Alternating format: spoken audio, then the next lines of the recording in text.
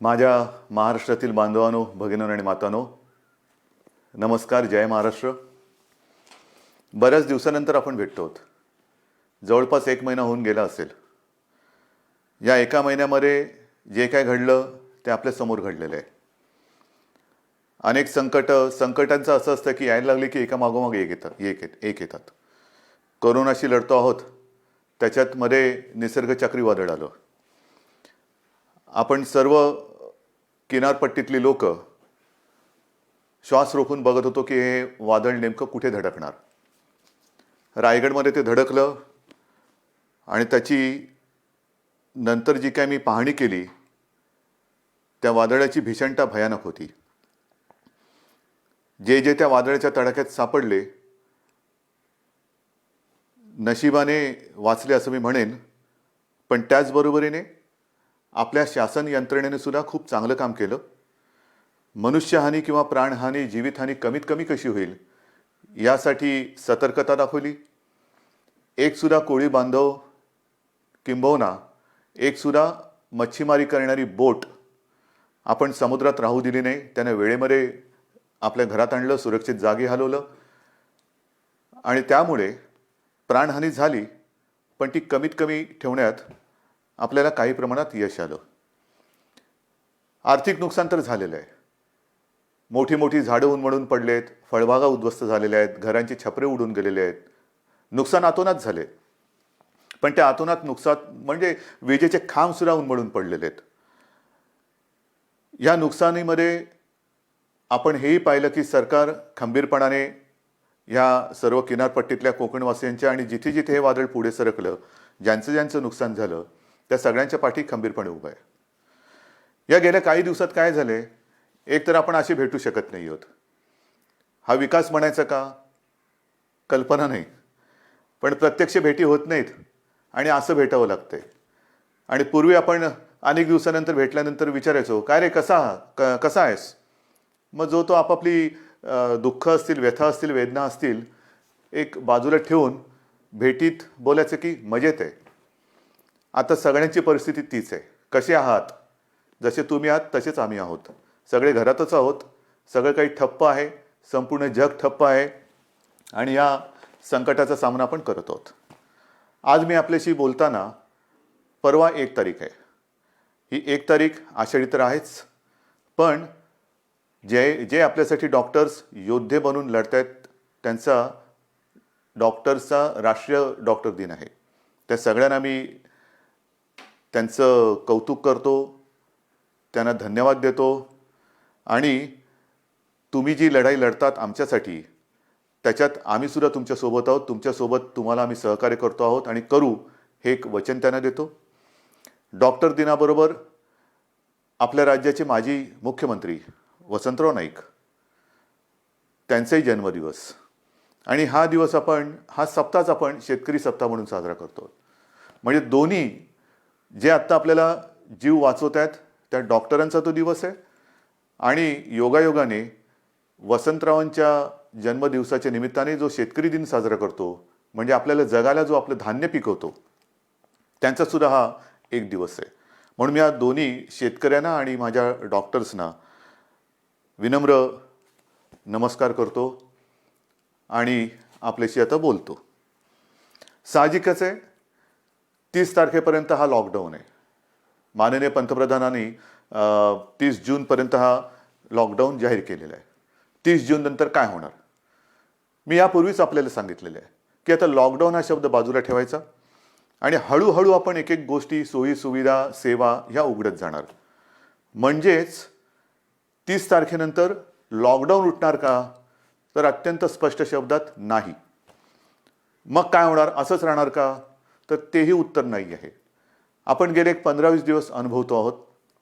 एक एक करत महाराष्ट्रामध्ये आपण अत्यंत काळजीपूर्वक पावलं टाकत सेवा सुविधा आणि काही गोष्टी म्हणजे दुकानं असतील, आजपासून आपल्या नाभिकांची जी सेवा आहे ती सुरू होते आहे, अशा काही गोष्टी सुरू करतो. दुकानं सुरू झालेली आहेत, काही ऑफिसेस काही प्रमाणात त्यांच्या कर्मचारी वर्गाची उपस्थिती त्यांना आपण परवानगी देऊन ती सुरू झालेली आहे.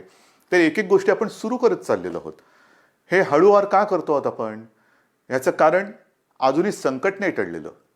एक गोष्ट नक्की लक्षात ठेवा की आपण जे मिशन बिगिन अगेन किंवा पुनश्च हरिओम म्हणून सुरुवात केलेली आहे, ह्याचा अर्थ धोका टळलेला नाही. पण आपण थोडंसं कात्रीत सापडलेलो आहोत. ज्याला म्हणतात ना, इकडे आड आणि तिकडे विहीर. आपल्याला इथेही पडायचं नाही आणि तिथेही पडायचं नाही. मधोमध बरोबर आपला तोल सांभाळून हे संकट पार पाडायचं आहे. संकटाचा काळ हा पार पाडायचा आहे. आणि म्हणून केवळ आणि केवळ अर्थचक्राला एक गती द्यायला आपण सुरुवात करण्यासाठी म्हणून एक एक गोष्टी आपण उघडत चाललेलो आहोत. एखादी गोष्ट उघडली म्हणजे धोका टळलाय, आता आपण बिनधास्त, अजिबात नाही. कृपा करून तशा गैरसमजात, तशा भ्रमात राहू नका. कारण तसं जर का आपण वागू तर करोना आवासून बसलेलंच आहे. आपण करोनापासून वाचण्यासाठी घरात राहा म्हणून तुम्हाला मी सांगितलेलं आहे. अनावश्यक कामासाठी बाहेर पडू नका. आवश्यक असेल तेव्हा आणि तेव्हाच घराबाहेर पडा, हे माझं आजही सांगणं आहे. तुम्ही म्हणाला, अरे हा काय आलं की नुसतं आपलं काळजी काळजी आणि काळजी. आपलं सरकार काळजीवाहू नाहीये. कारण नेहमी असं म्हणतात, ज्या सरकारला स्वतःची काळजी असते त्याला काळजीवाहू म्हणतात.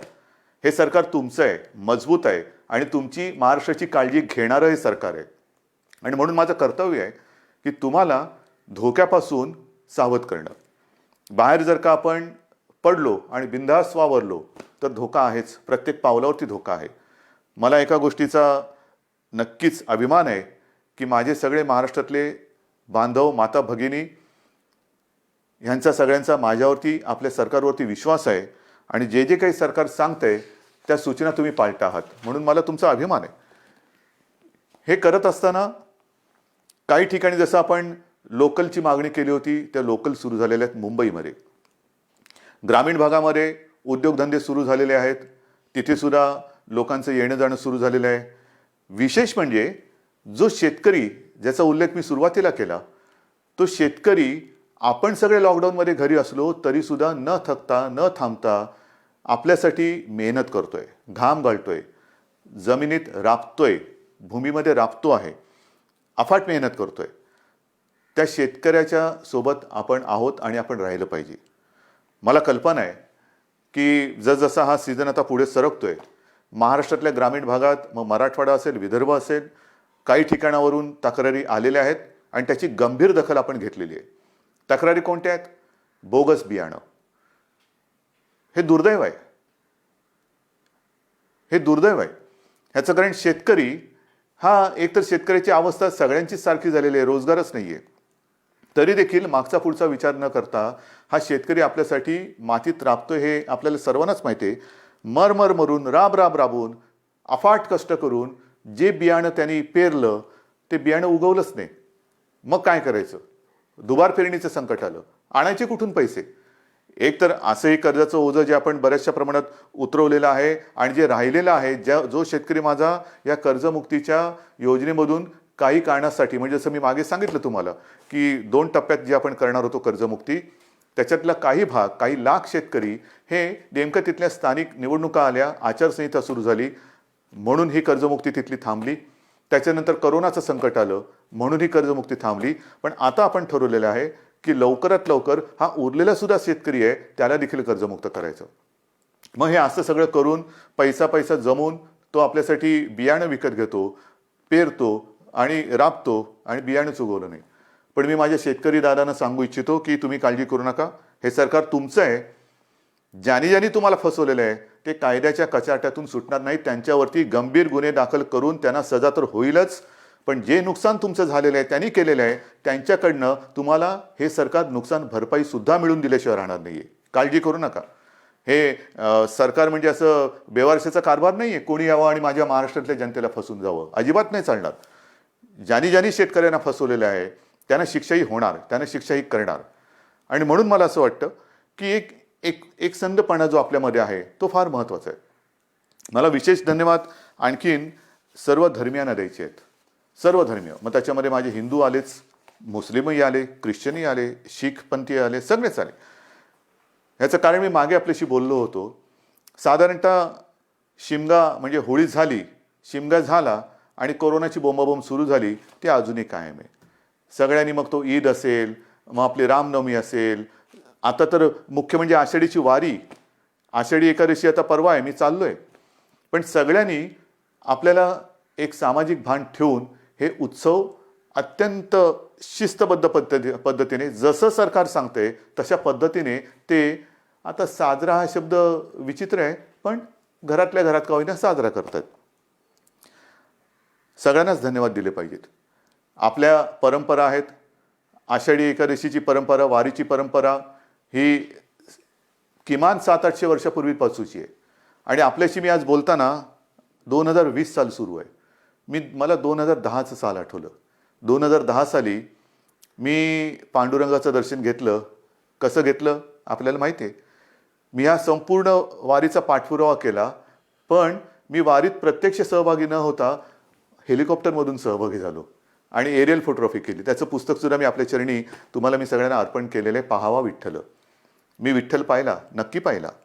मंदिरात जाऊन नाही पाहिला कारण मी हेलिकॉप्टरमध्ये होतो, पण अथांग पसरलेल्या त्या वारकऱ्यांमध्ये मला ते विठ्ठलाचं विश्वरूप दिसलं.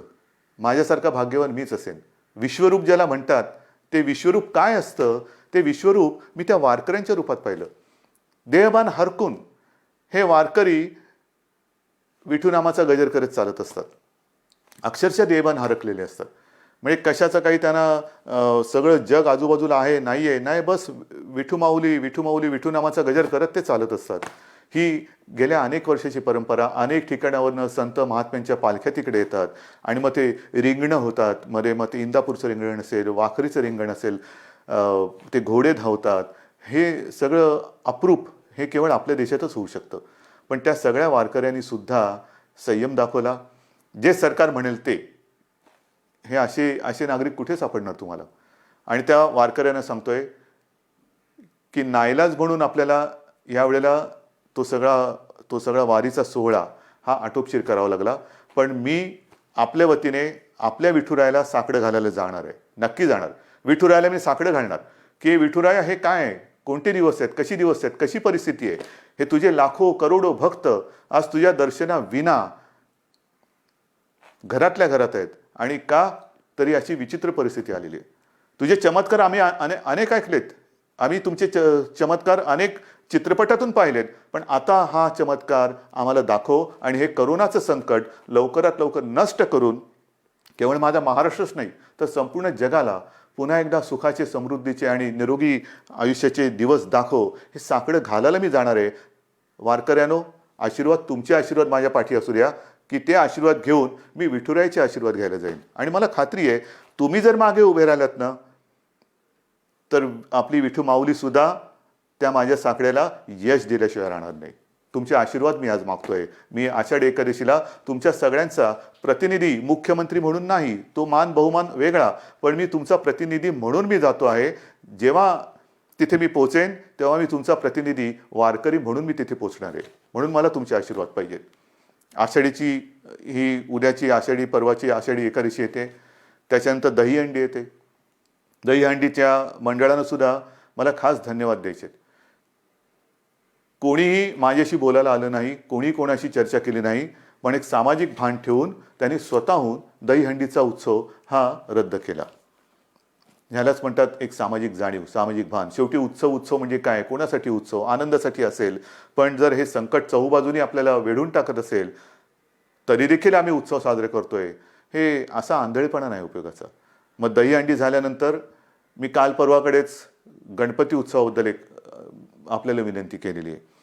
कारण जसं वारीची परंपरा आहे, दहीहंडी आपल्याकडे साजरा होतोय, मग गणपती बाप्पा येणार, मग नवरात्री येणार, मग दिवाळी येणार, त्याच्यामध्ये ईद येणार, मग आपल्या मुंबईमध्ये माउंट मेरीची यात्रा येणार. हे सगळे सणवार हे सगळ्या धर्मियांचे हे आता येणार. पण त्याच्यामध्ये जर का आपण आपलं सामाजिक भान पाळलं नाही तर ज्या संकटाशी आपण लढतो आहोत त्या संकटाला आपण आपला दरवाजा उघडा करून देतो आहोत. म्हणून मी गणपती उत्सवात सगळ्यांना विनंती केलेली आहे. एक तर सर्व मंडळांची मी बैठक घेतली आणि त्यांना सुद्धा मला खास धन्यवाद द्यायचे आहेत की सर्व मंडळांनी एक सुरामध्ये सांगितलं की उद्धवजी, सरकार घेईल तो निर्णय आम्हाला मान्य आहे. तुम्हाला सुद्धा मी मनापासून नमस्कार करतोय आणि गणरायाला सुद्धा हेच जे विठुरायाच्या चरणी मी प्रार्थना करतोय. आपण जो निर्णय घेतलाय की यावेळेला एक सामाजिक भान ठेवून हा उत्सव साजरा करूया. मी सर्वांना विनंती केलेली आहे की जिथे जिथे सार्वजनिक गणेशोत्सव होतात, मुंबई, पुणे, सर्वत्र सर्वत्र राज्यभर होतात. मग काही काही मूर्त्या 15-15, 20-20 फूट असतात, 22 फूट, 23 फूट. नाही, आता ही परिस्थिती तशी नाही आहे. सर्वांनी थोडा संयम ठेवा. आणि मूर्तीची उंची जास्तीत जास्त मी 4 फूट सांगितलेली आहे. का 4 फूट सांगितली? तर मूर्ती हलवताना सुद्धा जास्त लोक एकमेकाच्या जवळ येता कामा नयेत. विसर्जनाची सुद्धा आगमनाची मिरवणूक नाही, विसर्जनाची मिरवणूक नाही. मग गणेशोत्सव साजरा कसा करायचा? अजून थोडा अवधी आहे. आपण चर्चा करून त्याच्यातनं सुद्धा हा नेमका कसा करायचा त्याच्यावरती मार्ग काढू. कारण आपण परंपरा जपणारी माणसं आहोत. ज्या लोकमान्यांनी त्या काळात, स्वातंत्र्यपूर्व काळामध्ये घरातला गणपती त्यांनी बाहेर आणला. कारण स्वराज्य, त्याच्यासाठी लोक एकत्र आली पाहिजेत. म्हणजे त्यांनी सणांची चळवळ केली. आपण चळवळीचा वारसा घेऊन पुढे जायचं आहे. त्या चळवळीमध्ये सगळी लोक एकत्र आली, एकोपा वाढला. आता सुद्धा तो एकोपा कायम आहे. मग हा एकोपा चळवळीसाठी पुढे न्यायचा असेल तर आपण आपला महाराष्ट्र विघ्नहर्त्याचं आगमन होतंय, मग त्याचे आशीर्वाद घेऊन त्याच्या साक्षीने विघ्नमुक्त करू शकतो का, कोरोनामुक्त करू शकतो का, हे आपल्याला बघायला पाहिजे. आणि करू शकतो. जर का आपण ठरवलं तर आपण नक्की करू शकतो. आरोग्यविषयक जर का आपण शिबिरे घ्यायचं ठरवलं, मध्ये मी जसं आपल्याला सांगितलं की रक्ताचा तुटवडा आल्यानंतर रक्तपुरवठा किंवा रक्ताचा साठा कमी होता, तेव्हा मी 2 वेळा आवाहन केलं की रक्तदान करा. मी आवाहन करण्याचा अवकाश, चहूबाजूने रक्तदाते पुढे आले आणि ती जी काही आपली टंचाई होती ती दूर झाली. रक्तदान करा म्हटलं तर रक्तदान केलं. कारण आपण गणपतीचे अंधभक्त नाहीत तर जागरूक भक्त आहोत. आणि त्याच्यासाठी मला असं वाटतं की आरोग्यविषयक काय खबरदारी घेता येईल, काय जागरूकता आणता येईल, काय करता येईल, या सगळ्या गोष्टी आपण हळूवार सांगत जाऊ. तूर्त मी आपल्याला मूर्तीची एक कल्पना दिलेली आहे. रक्तदानाबद्दल मी जेव्हा बोललो तेव्हा आणखीन एका विषयाबद्दल मला आपल्याशी बोलायला पाहिजे. आणि तो विषय आहे रक्तदानाशी निगडीत, तो म्हणजे प्लाझ्मा थेरपी. आपल्याला कल्पना आहे की साधारणतः मार्चपासून हे कोरोनाचं संकट आपल्यासमोर आल्यानंतर त्या संकटाची आपण जे हातात शस्त्र मिळेल ते शस्त्र घेऊन लढतो आहोत. मग लॉकडाऊन असेल, लॉकडाऊन, ट्रॅकिंग ट्रेसिंग असेल तेही करतो आहोत, चाचण्या वाढवतो आहोत. चाचण्या वाढवल्यानंतर उपचार पद्धती. आणि मी नक्की सांगेन, अभिमानाने सांगेन की आपला महाराष्ट्र, आपली मुंबई, जे आपले डॉक्टर्स आहेत, जो आपला टास्क फोर्स आहे, उपचाराच्या बाबतीमध्ये जगाच्या बरोबरीने आपण चाललेलो आहोत. कुठेही एक सूतभर सुद्धा जगाच्या पाठी आपण नाही. चहूबाजूला आपली नजर आहे. कोणत्या देशात काय चाललंय, या देशात काय चाललंय, कोणते उपचार होत आहेत, कोणते औषधे होत आहेत. म्हणजे गेल्या आठवड्यामध्ये सहज मी बसलो असताना मला मेसेज आले. BBC मध्ये एक बातमी होती, ब्रेक थ्रू डेक्सामेथाझॉन हे नवीन औषध सापडलं. मी टास्क फोर्सच्या डॉक्टरना फोन केला. ते म्हणाले, उद्धवजी हे औषध आपण गेले 2 महिने आवश्यकतेनुसार वापरतोच आहोत. म्हणजे आपण हे औषध वापरतोच आहोत. मग प्लाझ्मा थेरपी सुद्धा आपण साधारणतः मार्च-एप्रिलपासून सुरू केलेली आहे. पण आज मला अभिमानाने एक गोष्ट सांगावीशी वाटते की सुरुवातीला आपल्याकडे 1-2 ठिकाणीच प्लाझ्मा थेरपी आपण वापरत होतो. आजपर्यंत साधारणतः असं धरा की 10 जणांवरती आपण उपचार केले असतील तर जवळपास 9 जण त्याच्यात बरे झालेत, 7 जण तर जवळपास बरे होऊन घरी पण गेलेले आहेत. म्हणजे प्लाझ्मा थेरपी सुद्धा उपयोगी पडते. आणि त्याच्यासाठी उद्याच एका गोष्टीचं आपण लोकार्पण करतो आहोत. जे करतो आहोत ते तळमळीने करतो आहोत, मनापासून करतो आहोत आणि आवश्यकतेपेक्षाही थोडे जास्त करण्याचा आपला प्रयत्न आहे. आणि उद्या आपण एक गोष्ट अशी करतोय की कदाचित शब्द वापरतोय, कदाचित देशातलं सगळ्यात मोठं प्लाझ्मा थेरपी देणारं आपलं राज्य ठरेल. प्लाझ्मा थेरपीचा वापर करणारं आपलं राज्य ठरेल. कारण आपण ही केंद्र वाढवतो आहोत. पहिल्यांदा 2 होती, त्याचा विस्तार आपण करतो आहोत. उद्या कदाचित देशातलं सगळ्यात प्लाझ्मा थेरपीचा वापर करणारं पहिलं राज्य ठरेल आपलं. पण हे सुविधा झाल्या. मला जे खास करून ज्यांना कोरोना होऊन जे सुखरूप बरे होऊन घरी गेलेत त्यांना एक विनंती करायची. रक्तदान हे कसं, एक रक्तदान कोणी करू शकतो, पण प्लाझ्मा कोणाचं वापरू शकतो? रक्तगटाप्रमाणे तर तो वापरावा लागतोच. पण ज्यांना कोरोना होऊन जे बरे झालेत आणि ज्यांच्या शरीरात ती अँटीबॉडी तयार झालेली आहे, अशांचं रक्त घेऊन, त्यातनं प्लाझ्मा घेऊन त्या रक्तगटाच्या रुग्णाला जर तो प्लाझ्मा आवश्यकतेनुसार वापरला तर बऱ्याच रुग्णांचा प्राण आपण वाचवू शकता. आणि म्हणून खास करून मला जे रुग्ण बरे होऊन घरी गेलेले आहेत त्यांना विनंती करतो आहे की कृपा करून आपण पुढे या. आमच्या शासकीय विद्यालयांना वैद्यकीय विद्यालय आहेत त्यांना संपर्क करा, शासकीय डॉक्टर्स आहेत त्यांना संपर्क करा आणि आपण जसं रक्तदान करतो रक्तदानच करायचं आहे, पण तसं प्लाझ्मा दान करा की जेणेकरून आपण वाचलात, आपल्या माध्यमातून आणखीन काही जण वाचू शकतो. ह्यालाच तर आपण एकत्रितपणा म्हणतो, ह्यालाच तर आपण एकजूट म्हणतो आणि ती आपल्या रक्तामध्ये आहे. आणि ती मी मागेही म्हटलं होतं, लढणं हे आपल्या रक्तात आहे आणि जेव्हा रक्ताचा तुटवडा होता तेव्हा रक्तदान करून हा लढाऊ बाणा आपण सिद्ध केलाय. आता हा पुन्हा एकदा सिद्ध करण्याची नव्हे, पण त्याच्या आवश्यकतेनुसार वापर करण्याची गरज आहे. बांधवांनो आणि माता भगिनींनो, एक गोष्ट नक्की आहे की जसं मी औषधाच्या बाबतीत तुम्हाला सांगितलं की कोणत्याही औषधाच्या बाबतीत आपण पाठी नाही आहे. सुरुवातीपासून जी औषधं आपल्याला वाटतात की वापरली पाहिजेत, म्हणजे आता सगळीकडे रेमडेसिवीर कितीला मिळणार, रेमडेसिवीर मिळणार की नाही, रेमडेसिवीरची किंमत काय होणार, मग फॅव्हिपिरावीर, म्हणजे जशी जशी नावं येतात तसतसं त्याचा बोलबाला होतो. पहिला होता तो एससीक्यू हायड्रॉक्सिक्लोरोक्विन, मग त्याचा एक हे झाला, ते आपण वापरतोय, आवश्यकतेनुसार वापरतोय. रेमडेसिवीर वापरतो आहोत, टॉझिलिझुमॅब वापरतो आहोत, आयव्हरमेक्टिन वापरतो आहोत, डॉक्सी वापरतो आहोत. तुम्ही नाव सांगा, ती सगळी औषधं आपण इकडे वापरतो. परंतु ही औषधं वापरायला साहजिकच आहे आपल्याला केंद्र सरकारच्या त्या आरोग्य विभागाची परवानगी लागते. आणि मला एक गोष्ट आपल्याला सांगायची आहे, साधारणतः एप्रिल शेवट किंवा मे असेल, मेची सुरुवात किंवा पहिला मध्ये असेल, आपण ह्या औषधाच्या उपलब्धतेसाठी पाठपुरावा सुरू केला, रेमडेसिवीर आणि फॅव्हिपिरावीर, कारण तिथून परवानगी घ्यावी लागतील. मग त्याच्यानंतर एका रुग्णांच्या ग्रुपवरती त्याची टेस्ट घ्यावी लागते. ती यशस्वी झाल्यानंतर मग तिथून परवानगी मिळाल्यानंतर मोठ्या प्रमाणात आवश्यकतेनुसार त्याचा वापर करावा लागतो. आता गेल्या आठवड्यामध्ये ह्याची परवानगी आपल्याला मिळालेली आहे, रेमडेसिवीर आणि फॅव्हिपिरावीर. येत्या काही दिवसात याचा पुरेसा साठा हा आपल्याला उपलब्ध होईल. किमतीची पर्वा करू नका. शासकीय आणि निमशासकीय रुग्णालयामध्ये मी तर म्हणतोय की रेमडेसिवीर आणि ही औषधं आपण मोफत उपलब्ध करून देण्याच्या विचारामध्ये आहोत.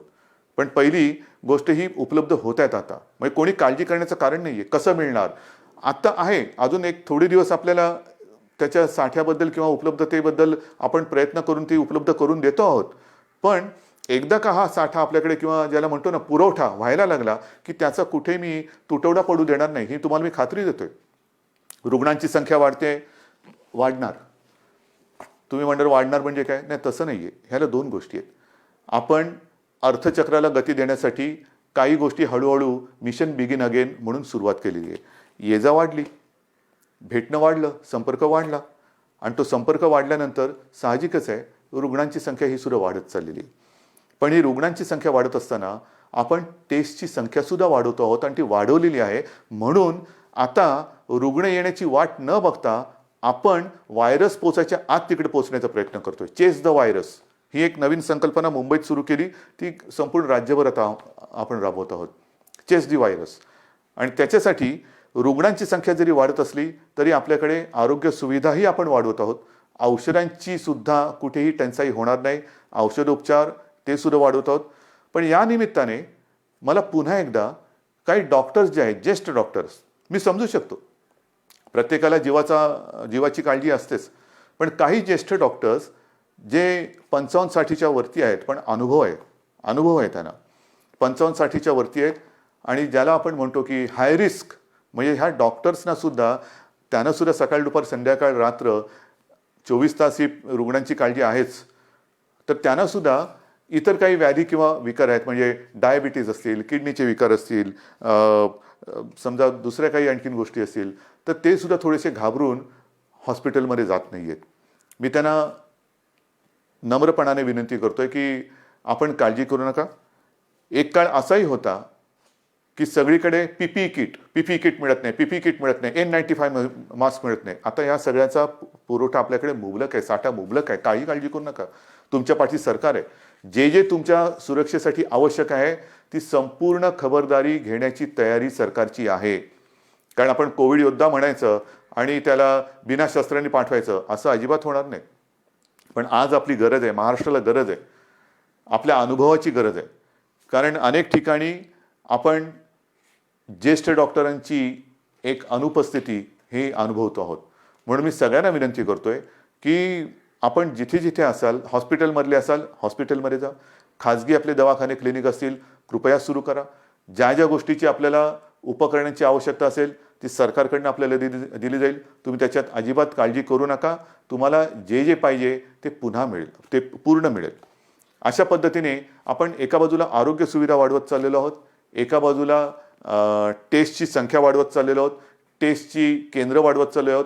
आता तर काही अँटीबॉडी आणि अँटीजेन टेस्ट करण्याचे रॅपिड किट येत आहेत, तेही मोठ्या प्रमाणावरती आपण घेतो आहोत की ज्याचा एक प्राथमिक जो आपल्याला गाईड करू शकतो, मार्गदर्शक ठरू शकतो की कोणाला हा कोरोना होऊन गेला आहे का, त्याच्याबद्दल एक माहिती मिळते आणि साधारणतः निगेटिव्ह पॉझिटिव्ह ह्याच्याबद्दल एक गाईडलाईन मिळते आणि मग आपण त्या पद्धतीने त्याला वेगळं करून उपचार सुरू करू शकतो. तर ह्याही टेस्ट आपण करतो आहोत. ह्याचं कारण असं की आता पावसाळा सुरू झालेला आहे. पावसाळा सुरू झाल्यानंतर नवीन अंकुर येतात, कोंब येतात, पालवी फुटते, हिरवगार होतं, सगळं हिरवे हिरवे गार गालीचे सगळीकडे पसरलेले दिसतात. फार सुखद असं दृश्य असतं. पावसाळा जसं एक नवीन जीवन घेऊन येतो तसंच प्रत्येक ऋतू हा त्याचे काही चांगले आणि काही विचित्र गोष्टी घेऊन येत असतो. पाऊस म्हटल्यानंतर ह्या 2-3 बैठका गेल्या काही दिवसात झालेल्या, त्याच्या आधी झालेलं जसं निसर्ग चक्रीवादळ आलं त्याच्या तयारीची बैठक, जास्त पाऊस पडणार आहे का, मग कुठल्या भागात पडणार आहे, पूर येऊ शकतो का, त्याची तयारीची बैठक. म्हणजे पाऊस आला, आनंद हा घेऊन येतो, नवजीवन घेऊन येतो, पण कुठेतरी नैसर्गिक आपत्ती घेऊन येतो. पूर आला नाही तरी काही ठिकाणी अतिवृष्टीमुळे इतर रोगराई येते. मग त्याच्यात मलेरिया आला, डेंग्यू आला, लेप्टो आला, डायरिया आला, सर्दी खोकला आला आणि त्याच्यासोबत कोरोना आहे. मग काय करणार, ह्याची सुद्धा तयारी आपली सुरू आहे. पण मला आपल्याला खास करून शहरी भागात राहणारी जी लोक आहेत त्यांना सांगायचं, मग मुंबई, पुणे, नाशिक सगळीकडे, संभाजीनगर आहे, नागपूर आहे, सगळीकडेच, की या वेळेला आपले सगळे कर्मचारी ह्या कोरोनाच्या लढाईमध्ये आहेत. अफाट मेहनत करतात, साफसफाई करतात, नाले सफाई होते, सगळं साफसफाई होते. पण आता थोडी स्वतःची काळजी मी 1-2 वर्षापूर्वी सुद्धा, किंवा मला असं वाटतं तेही त्याला 7-8 वर्ष झाली असतील, विशेषतः तेव्हा मुंबईपुरतं मी बघत होतो. आता तर माझा महाराष्ट्र, तुम्ही सगळे माझे सोबती आहात, मला संपूर्ण महाराष्ट्र बघायचं आहे. सांगण्याची गोष्ट काय की हे जे दिवस असतात ते मलेरिया आणि डेंग्यूचे असतात. आणि हा डेंग्यू असा विचित्र आहे की एक कोका कोलाच्या बाटलीचं पूच असं उपडं पडलेलं असेल आणि त्याच्यात तेवढं बुजभर जरी पाणी असलं तरी त्याच्यात सुद्धा डेंग्यूच्या आळ्या होऊ शकतात. अंडं कुठे अर्धवट पडलेलं, फुटून पडलेलं आहे, टायर पडलेले असतात, हे फार धोकादायक. त्याच्यानंतर प्लास्टिकचं कवर असतं, त्याच्यात ते थोडेसे असे खळगे तयार होतात, त्याच्यात पाणी साठतं. नारळाच्या त्या काय त्याला म्हणतात, कवट्या, त्याच्यात पाणी साठतं. झाडांच्या फांद्या तुटून ढोल्या तयार झाल्या असतात, त्याच्यात पाणी साठतं आणि त्याच्यात सुद्धा डेंग्यू होऊ शकतं. तर आपल्याला आपला परिसर स्वच्छ ठेवायचा आहे. कुठेही पाणी साठू देऊ नका. एअर कंडिशनच्या खाली, त्याच्यानंतर फ्लॉवर पॉटमध्ये, अनेक घरामध्ये फेंगशुई त्याच्यासाठी जे काय झाडं लावली जातात त्याच्यामध्ये पाणी असतं, त्याच्यात डेंग्यूच्या आळ्या होऊ शकतात. तर ह्या सगळ्या गोष्टींपासून आता आपल्याला खबरदारी घ्यायला पाहिजे. कारण एका मागोमाग एक संकटाची मालिका ही आपल्याला आता तोडायलाच पाहिजे. मी तुम्हाला ह्या सगळ्या काळज्या घ्यायला सांगतोय कारण एक आपुलकीने सांगतोय, प्रेमाने सांगतोय की काय करावं, काय करू नये. आज सुद्धा मी जेव्हा बघतोय की अनेक ठिकाणी, मुंबईत असो, शहरात असो, पुण्यात असो, ग्रामीण भागात असो, काही ठिकाणी अरे आता झालं सगळं. नाही, झालेलं काही नाही आहे, झालेलं काही नाही आहे. भाजीवाले बसलेत, तिकडे सुद्धा गर्दी होते, तोंडावरती मास्क नाही, हात कुठेही लावतायत, चेहऱ्याला हात लागतायत. आपणहून कोविडला बळी पडू नका, आपणहून पडू नका. ह्या ज्या प्राथमिक ज्या काही गोष्टी आहेत ना, ह्या जर का आपण पाळल्या, म्हणजे बाहेर फिरताना तोंडावरती मास्क लावणं, एकमेकांपासून अंतर ठेवणं. मी सुरुवातीला सांगितलं होतं की मॉर्निंग वॉकला आपण परवानगी दिलेली आहे, सकाळचा व्यायाम करायला परवानगी दिलेली आहे. तो आरोग्यासाठी दिलेली आहे, आरोग्य सुदृढ व्हावं म्हणून दिलेले आहे, आजाराला बळी पडण्यासाठी नाही आहे. तर ह्या काही गोष्टी ह्या आपल्याला पाळाव्या लागतील.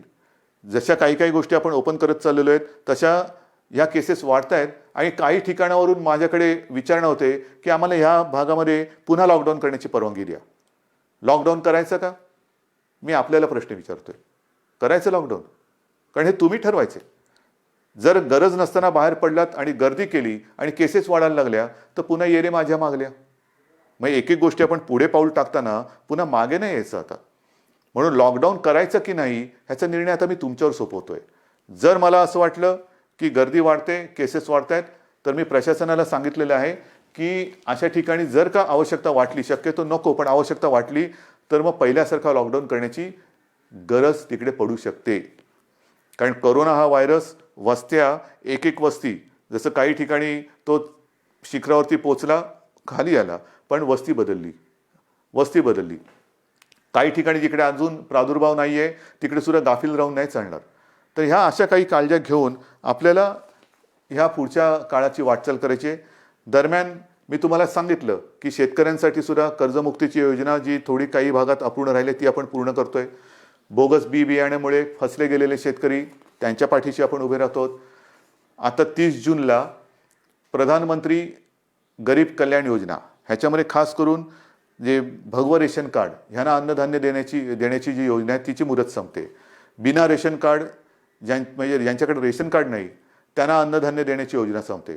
मी गेल्या 8-10-15 दिवसापूर्वी जेव्हा प्रधानमंत्र्यांची व्हिडिओ कॉन्फरन्स होती तेव्हा स्वतः ही मागणी केलेली आहे की 30 तारखेला ही मुदत संपते, धान्य देण्याची मुदत संपते आहे, कृपा करून आणखीन 3 महिन्यासाठी आम्हाला वाढवून द्या. कारण अजूनही हे संकट गेलेलं नाही, उलट केसेस वाढत आहेत. त्याच्यामुळे ही भगवं रेशन कार्ड असेल किंवा ज्यांच्याकडे रेशन कार्ड नाही यांना धान्य देण्याची जी काही योजना आहे प्रधानमंत्री गरीब कल्याण योजना, ती आणखीन आम्हाला 3 महिने वाढून द्या हे मी पंतप्रधानांकडे सांगितलेलं आहे. मला खात्री आहे की त्यांना सुद्धा व्यवस्थित सगळ्याची कल्पना आहे आणि ही कल्पना असल्यानंतर लवकरात लवकर आपल्याला त्याच्याबद्दल परवानगी मिळेल ही मला खात्री आहे. हे सगळं झालं चित्र हे आरोग्यविषयक. अर्थचक्राच्या बाबतीमध्ये आपण खचून गेलेलो नाही आहोत. मला एका गोष्टीचा अजून एक अभिमान आहे, नक्कीच आहे, की गेल्या 15 दिवसात महाराष्ट्राने जवळपास 16,000 कोटींचे सामंजस्य करार काही विदेशी कंपन्यांसोबत केलेले आहेत. 16,000 कोटी ही एक फार आपली जमेची बाजू आहे. म्हणजे या संकटामध्ये सुद्धा आपला महाराष्ट्र हा विविध गुंतवणूकदारांना आणि उद्योजकांना आपला वाटतोय हे फार महत्त्वाचं आहे. येत आहेत या गुंतवणूकदारांना कुठे आपण दरवाजे बंद ठेवलेले नाही आहेत. या माझ्या महाराष्ट्रात या, माझ्या विदर्भात या, माझ्या मराठवाड्यात या, माझ्या कोकणात या, माझ्या उत्तर महाराष्ट्रात या, पश्चिम महाराष्ट्रामध्ये या, जिथे तुम्ही म्हणाल तिथे तुम्ही या. जे जे काय तुम्ही कराल तुम्ही जरूर करा. तुमच्यासाठी आमच्या महाराष्ट्राची, देशाची आणि महाराष्ट्राची दारं उघडी आहेत. आल्यानंतर साहजिकच आहे अर्थचक्राला गती मिळाली पाहिजे. माझ्या स्थानिक भूमिपुत्रांना नोकऱ्या मिळाल्या पाहिजेत, रोजगार मिळाला पाहिजे. ह्या सगळ्या गोष्टींसाठी आपण नुसतं कोरोना एके कोरोना करत नाही बसलेलो आहोत. इतर सुद्धा काही ज्या गोष्टी आहेत, ज्या उद्योगधंद्याच्या बाबतीत असतील, विकास कामाच्या बाबतीत असतील, ह्याही गोष्टी, ह्याही आघाड्यांवरती आपण ती ऑफिसेस लॉकडाऊनमध्ये ठेवलेली नाहीत. आपला संपर्क सुरू आहे. सगळ्यांना आपण संपर्क करतो आहोत, त्यांच्या आवश्यकता समजून घेतो आहोत, आपण त्यांना काय देऊ शकतो त्याच्यावरती विचार करतो आहोत. काही अटी तटी शर्ती मी आल्यानंतर असं काही जणांना होतं, नको तो बाबा महाराष्ट्र, आम्ही चाललो परत. तसं नाही आहे. तुम्ही सांगा काय काय आम्ही करू शकतो, हे आम्ही करू शकतो, ते तुम्हाला मान्य असेल जरूर या. एकदा आल्यात की तुम्हाला कुठेही आडकाठी केली जाणार नाही. या पद्धतीने आपण जातो आहोत. मग ते पर्यटनाच्या बाबतीत असेल, उद्योगधंद्याच्या बाबतीत असेल, चहूबाजूनी आपण आपले प्रयत्न सुरू आहेत. ह्याचं कारण असं की आपल्याला सर्वांना कल्पना आहे की आपलं अर्थसंकल्पीय अधिवेशन सुरू होतं. अर्थसंकल्प मांडला काय, नवीन स्वप्न घेऊन आम्ही तुमच्यासमोर आलो काय आणि अचानक हे संकट आल्यानंतर तेही अधिवेशन आपल्याला आवर्त घ्यावं लागलं. ती अशी सगळी परिस्थिती आहे. ह्या परिस्थितीचा मुकाबला करतो आहे. शिक्षणाच्या बाबतीत सुद्धा निर्णय तुम्हाला मी सांगितलेला आहे. तर सगळ्यांचीच काळजी घेतोय. शाळा सुरू होणार का, तर माझं म्हणणं आहे शाळा सुरू होणार का पेक्षा शिक्षण कसं सुरू होणार त्याच्यावरती आपण लक्ष देतो. मग ते शालेय शिक्षण असेल, महाविद्यालयीन शिक्षण असेल, सगळ्याच बाबतीत आहोत. तर असं एक गोष्टी आपण करत चाललेलो आहोत. मला खात्री आहे जसं जे सहकार्य तुम्ही आजपर्यंत मला केलं, सरकारला केलं, तसंच याही पुढे कराल. जे जे काय आपण करू ते मी तुम्हाला आधीच सांगितलेलं आहे की तुम्हाला न सांगता मी काही करणार नाही. लॉकडाऊन हा शब्द जरी मी वापरत नसलो तरी याचा अर्थ आपण परवापासून सगळं काही उघडतो आहोत असा गैरसमज करून घेऊ नका. आज देखील आपल्याला उलटं आज जास्त शिस्तीची गरज आहे. कारणाशिवाय बाहेर पडू नका. कारण आपण असं म्हणतो की ज्येष्ठ नागरिक म्हणजे घरातले आई वडील कोणी ज्येष्ठ सगळे आपले कुटुंबीय त्यांची काळजी घ्या, मुलांची काळजी घ्या आणि तरुणांनो बाहेर पडा. ह्याचा परिणाम असा होतोय की तरुणसुद्धा आता संक्रमित व्हायला लागलेले आहेत. आणि बऱ्याच ठिकाणी आजही म्हणजे आजसुद्धा एक गोष्ट चांगली आहे की 80% लोकांना लक्षणच दिसत नाही. पण लक्षण दिसले नाहीत ह्याचा अर्थ त्याला प्रादुर्भाव झाला नाही अशातला भाग नाही. मग तो लक्षणं न दिसणारा तरुण घरात इतरांना त्याचा संपर्क झाला तर तो एक प्रादुर्भाव होऊ शकतो. म्हणून ह्या सगळ्या गोष्टी आपल्याला खूप काळजीपूर्वक करायच्या आहेत. बाहेर पडलात तोंडावरती मास्क पाहिजे, हात सतत धुत राहिलं पाहिजे, सॅनिटायझर वापरायला पाहिजे, साबणाने हात धुवायला पाहिजे. ह्या सगळ्या गोष्टी ह्या अजूनही आपल्याला काही काळ पाळाव्याच लागतील. कारण ह्या केवळ आणि केवळ आपल्या म्हणजे तुमच्या भल्यासाठी आणि आपल्या कुटुंबियांसाठी. आणि दुसरी गोष्ट अशी की मगाशी मी जे डॉक्टर्सना विनंती केली ती एवढ्यासाठी की ज्येष्ठ डॉक्टर्सना मी विनंती केली की आपण स्वतः जाणीवपूर्वक जातीने लक्ष द्या. कारण ही साथ विचित्र आहे. कारण तो रुग्ण त्याचे कुटुंबीय तुमच्या ताब्यात देत असतात. ते कुटुंबीय त्याला भेटू शकत नाहीत. पण केवळ आणि केवळ तुमच्या भरोश्यावरती घरातली प्रिय व्यक्ती ही तुमच्या ताब्यात ते सोपवत असतात. तर त्यांच्याकडे आपण आपुलकीने प्रेमाने लक्ष द्या. आपण आपल्या कुटुंबातला म्हणून त्यांच्याकडे बघा. ही जर का आपली जवळीक साधली गेली ना तर माझं मत आहे की करोना वगैरे असंच निघून जाईल. तर हा जो काही दुरावा थोडा राहिला असेल भीतीपोटी ती भीती तुम्ही सरकारवरती सोपवा. तुम्हाला काय उपकरणं पाहिजे ती सांगा, सरकार तुम्हाला देईन. पण आता ह्या अंतिम टप्प्यात आपल्याला हे युद्ध अर्धवट सोडून चालणार नाही. इथपर्यंत आपण लढत आलेलो आहोत. आता जर का आपण गाफील राहिलो तर मग पुढे आपण जाऊ शकत नाही. अजूनही संकट टळलेलं नाही, धोका टळलेला नाही. पण हा धोका पत्करून जे करता येणं शक्य असेल त्या गोष्टी आपण हळुवारपणाने उघडत चाललेलो आहोत.